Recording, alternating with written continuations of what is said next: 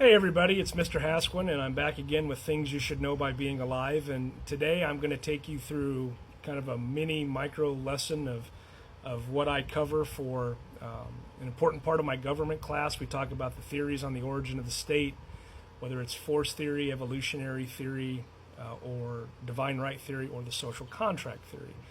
And I always tell the kids, well, I'm such a nerd, I have a favorite political theory on the origin of the state, and we always come to this one, and if it's my favorite, my gosh, it must always be right whenever we talk about it in class, or take a test or something. So anyway, just want to share this with you because I've talked about John Locke and early revolutionary ideas for the American Revolution. So like I said, I think the pump is primed, and here we go. But I talk about this all the time. So anyway, what is the social contract? And hopefully, if you've had to pass the U.S. Constitution exam for your high school graduation, you understand this and you've heard this before. If not, maybe it's just going to be a refresher. If you're not old enough to have graduated yet, maybe this will be your introduction to it. Hopefully, it becomes your favorite too. So the social contract theory is one of the most important ideas in political science. And at its core, it asks several questions. The first one is, why do we have government at all? The second one is, where does political power come from? And then finally, and what do individuals give up or gain when they agree to live under authority? And so the social contract isn't a literal document, but it's a theoretical agreement between the individual and the state. And it's a way to explain how societies organize, how they rule, and how they stay stable. So different philosophers, of course, have different answers when it comes to this. So let's start with the one who saw it all as a matter of survival. And the first person I want to talk about is Thomas Hobbes. Thomas Hobbes was an English philosopher. He lived in the late 1500s and he died like 1588 to 1679, somewhere in that range. And he lived through the English Civil War, and it shows.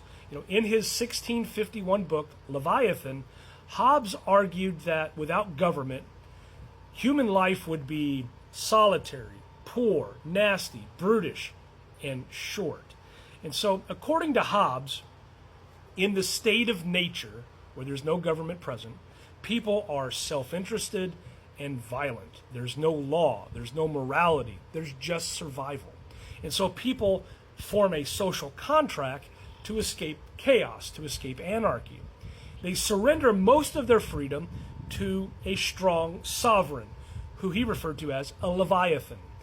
And when they surrender it to that Leviathan, they do so in order they exchange, security and order. So you give up your freedom for security and order. For Hobbes, once you sign this contract, you can't take it back. There's complete buy-in. Rebellion isn't justified because anything is better than the horrors of a lawless life. It's a bleak view of humanity, but it gave birth to modern political authority. Now, if you've seen my John Locke video, I touched on this quite a bit, but now I want to talk about where John Locke comes in and follows after Hobbes. So here comes John Locke, the optimist of the Enlightenment. In Locke's second treatise of government in 1689, the state of nature isn't chaos. It's just inconvenient. People have natural rights to life, liberty, and property. But without laws or impartial judges, it's hard to protect those natural rights. So, people consent to form a government, not to dominate them, but to secure their rights. So for Locke, the social contract is conditional.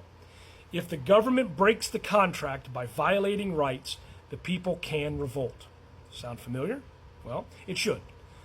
Locke's ideas shaped the Declaration of Independence. Thomas Jefferson even said of the Declaration is pure Locke. Now, what John Locke does is he flips Hobbes on his head. Government doesn't create rights. It protects them, and it works for the people, not because it's a benefit to the government itself. The government exists because the people give consent of the governed. Now, another philosopher that's going to weigh in here is a Frenchman, Jean-Jacques Rousseau. Now, if we go continental here, we're in France, 1712, 1778. That was Rousseau's lifespan. And he's a philosopher of freedom and equality. And he writes a work called The Social Contract. He wrote it in 1762. And he wrote, "Man is born free, and everywhere he is in chains." Rousseau believed that society had corrupted natural freedom. In a state of nature, people are peaceful and cooperative, but inequality and greed enter when private property emerges. And so, Rousseau's solution? A new kind of social contract. People must give up their individual selfish wills and form a general will, a collective agreement that reflects the common good. True freedom, according to Rousseau, isn't doing whatever you want, it's obeying laws you give yourself. So his ideas fuel the French Revolution and later thinkers on democracy and socialism and civil rights. So if we compare the three, break it down. If we take Hobbes, he says the state of nature is violent and chaotic, and the contract purpose is security from anarchy, and the government role is strong. It's an absolute ruler is what you need. Rebellion? No thank you. Locke would say in a state of nature that everything is peaceful but insecure. The contract's purpose for the social contract is to protect natural rights. The government's role is limited, but it's limited by consent. And then rebellion? Sure.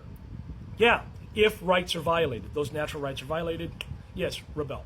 Now, Rousseau is going to say, hey, when it comes to the state of nature, it's cooperative, but it's also corrupted. Now, as far as the contract purpose, let's restore freedom and equality. The government's role in the social contract, according to Rousseau, it should reflect the general will. And rebellion? Rousseau says, yeah, you can rebel to reclaim liberty. Each thinker was responding to the history around them. War, monarchy, revolution, inequality. And together, they shape everything from liberal democracy to authoritarianism to civil disobedience movements. So, class, why does the social contract still matter? Why does this matter today? Well, because when we talk about government overreach, rights, elections, laws, or protests, we're still asking the same question. What do we owe the state, and what does the state owe us? So whether you lean Hobbesian for order, Lockean for liberty, or Rousseauian for justice, you're part of this centuries-long conversation. It's not just theory, it's the foundation of modern political life. So if you're looking up here, the social contract is that agreement. The people give power to the government. That power can be represented by what they give. They give their freedom. Or in today's world, maybe that freedom is represented by the taxes that are paid. What does the government give back? Well, the government gives back protection for the rights of the people. So as long as people give the government power, it gives the government legitimacy. And then the government maintains that legitimacy by protecting the rights of the people. But what happens if the government misuses the power as it goes back to the people? Then coming back from the people, they have to replace or overthrow the government. Now, for some, replacing that government takes its form in elections. For others, it's out and out rebellion. So, I use this illustration too. It's very simple. It's probably made in Microsoft Word, 40 years ago, or Microsoft Paint 40 years ago, but I still think it's just a great way to illustrate this. So anyway, if you found this breakdown helpful on the social contract, please like, comment, or follow. I'll throw out some more things you should know by being alive, because the social contract isn't just theory. It's a deal that we make every day just by living in our society. Thank you for watching.